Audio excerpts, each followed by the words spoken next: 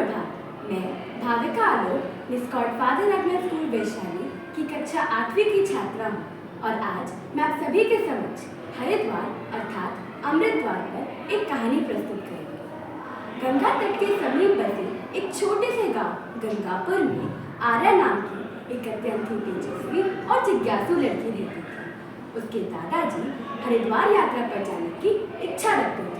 वे कहा करते थे कि हरिद्वार केवल एक नगर नहीं है, यह तो आत्मा का अमृत द्वार है, जहाँ जाकर मन पवित्र हो जाता है। किंतु अब उनकी आयु बढ़ चुकी थी। एक दिन उन्होंने उदास मन से कहा कि शायद अब यह यात्रा अधूरी ही रह जाएगी। तभी आर्या ने दृढ़ स्वर में कहा, नहीं दादाजी, यह यात्रा अधूरी नहीं रहेगी। मैं जाऊंगी हरिद्वार और आपके लिए गंगा जल लेकर आऊंगी।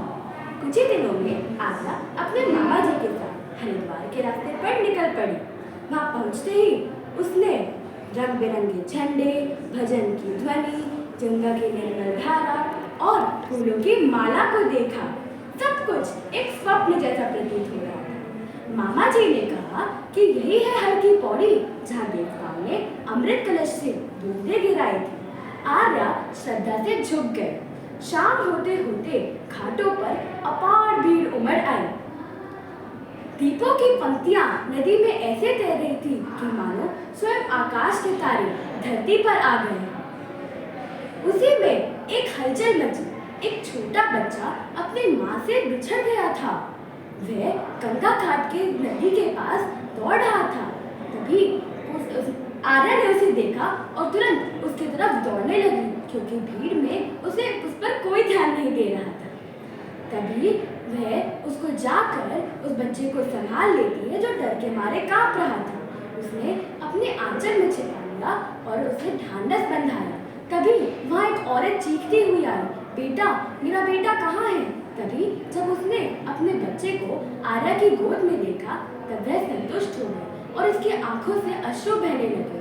उसने आर्या को बोला कि बेटिया, आज जो तुमने हमारे लिए स्वयं गंगा माता का रूप ले लिया। वह बात आर्या के हृदय में छा गई। वह रात भर गंगा तट के किनारे बैठकर लहरों को निहारते हुए ये सोचती रही कि शायद यही है सच्चा हरिद्वार, जहाँ कोई किसी के बिना किसी स्वार्थ की सहायता करता है। घर लौटने से पहले आर्या ने अपने दादाजी को गंगा जल और एक पत्र भी लिखा।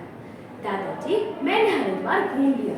यह सच में एक अमृत द्वार है, और ये अमृत इंसानियत के कर्म में है। जब दादाजी ने वो पत्र पढ़ा तो उनकी आंखें नम हो गई। उन्होंने आर्या को गले से लगाया और बोला, बेटी, तूने तीर्थ नहीं किया, जीवन का अर्थ पा लिया। अब मुझे विश्वास हो गया है कि मेरे हरिद्वार के दर्शन होंगे। उस दिन आर्या को यह बात समझ में आई कि तीर्थ कहीं दूर नहीं है, बल्कि हर मनुष्य के हृदय में बसता है, जहाँ पर प्रेम, करुणा और सेवा जैसे भाव दूसरों के लिए होते हैं। इस कहानी से हमें यह संदेश मिलता है कि तीर्थ कोई मंदिर या फिर किसी नदी में नहीं मिलता, बल्कि उस मनुष्य के हृदय में बसता है, जहाँ पर प्रेम, करुणा, दया, सेवा और स्नेह जैसे भाव का प्रवाह निरंतर बहता रहता है। धन्यवाद।